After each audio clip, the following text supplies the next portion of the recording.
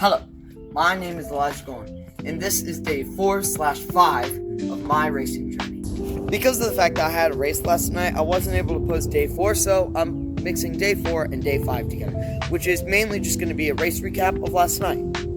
Now first, I want to give a shout out to all the people following my Instagram, as we've now made it to 91 people following the journey. Hopefully we can make it to 100 followers soon.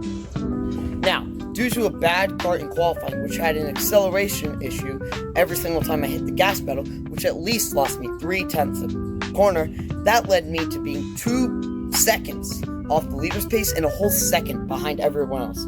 My fastest lap ended up being a 25.199, which is very slow for this track.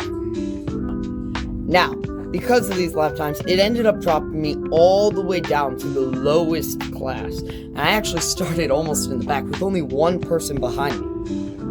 But because of that, I knew that I had to lock in for the start. So, as the green flag went down, I made a great run off the line, was able to get a good pace up, and was able to pass the first person on my right going into the first turn. Then, I was able to maneuver my way around through the first lap until the second lap, where at the start of the second one, into corner 2, the person in front of me made an unexpected turn, and I clipped the back of their cart, crashing into the wall. Now, this would have been fine on its own, except for the fact that someone else from behind ends up ramming into me, shaking my head like crazy and giving me tons of whiplash.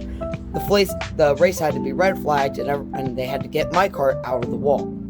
So, on the restart, I started warming my tires as quickly as possible. Then, right after that, I got a great launch off the green flag and was able to make up tons of time. As, on my next lap, I was able to make a dive bomb down into turn 1, almost pushing this man off the track, but still had the right of way to make that overtake. Then, a little bit later, I was able to make some headway onto the next driver, who I was able just to pass down the inside on one of the high-speed corners as he goes wide trying to defend me.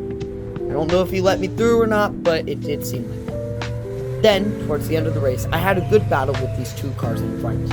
One car was being a very dirty driver by cutting me off and pushing me into the wall, and slamming into the other driver just to try and overtake the position.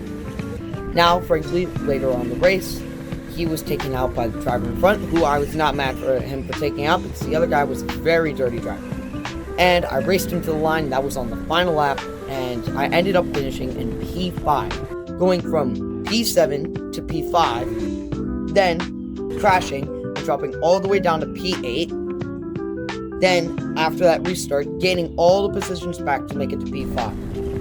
But that was very bad, and so I'm pretty sure I finished around 25th overall. But I finished P5 in the lowest heat, but 25th overall. So, overall, not a great race. Honestly, had a lot to do with my kart issues in qualifying, but that's what karting is about, and all of racing, that sometimes it's not always your fault, and that sometimes you're going to lose just because of things that you can't control, like someone crashing into you, or your kart messing up.